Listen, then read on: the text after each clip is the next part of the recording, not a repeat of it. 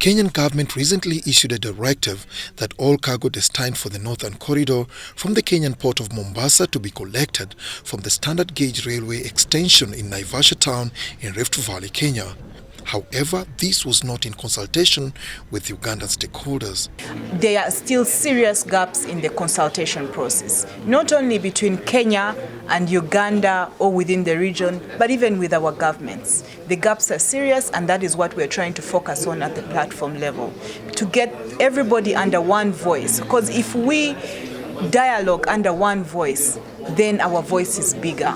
We have just had the recent developments in Kenya where they have destined all imports of Uganda goods going to Rwanda and DRC to pass from Mombasa, and it's going to go through Naivasha. Initially it was Mombasa to Nairobi, and this is through the standard gauge rail. So in Uganda we need to begin thinking, what does this mean for us, even as a distributional hub?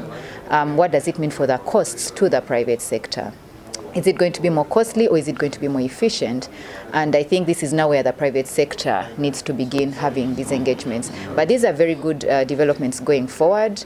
We also have oil coming up, and the roads are just not able to carry that heavy cargo. So we do indeed need this multimodal system to be able to transfer this heavy cargo along the routes.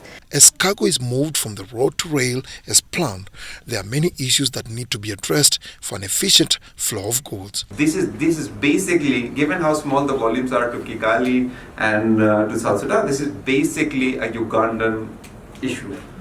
So the two proposals that have come out in the notice is, one, a road link is to be constructed from where the rail is terminating, a 7-kilometer road link, which will then allow for the containers to move by road to Uganda.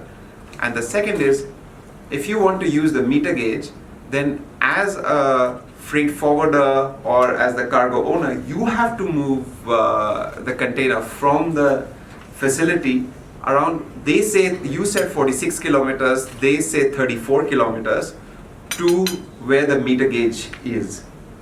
But then what we don't know is what happens to customs procedures in that. Will you have to do a bonding when you do that? What is there equipment available at the terminal in Naivasha? Is there a terminal in Naivasha in the first place? These were among issues deliberated at the stakeholder workshop for the development of modern and cost-efficient freight logistics systems, an initiative spearheaded by the Ministry of Works and Transport in partnership with Trademark East Africa. The study, we are now discussing the interim report.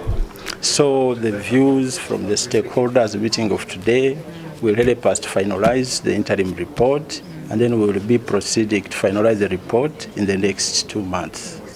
And once we have this study, it will help us, in our planning to invest in the development of the logistics and transport in Uganda. That is the overall purpose. Prior to this, we did not have information, the appropriate information to inform our principals.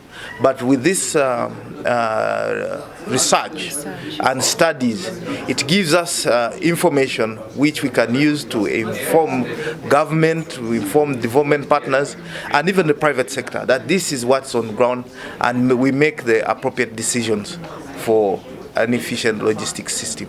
The envisaged corridor would focus on 2 routes, Kasese-Kampala-Tororo and Tororo-Gulu-Pakwach. It will include operations of the existing meter gauge railway and the standard gauge railway. Dennis Igoa for UBC News.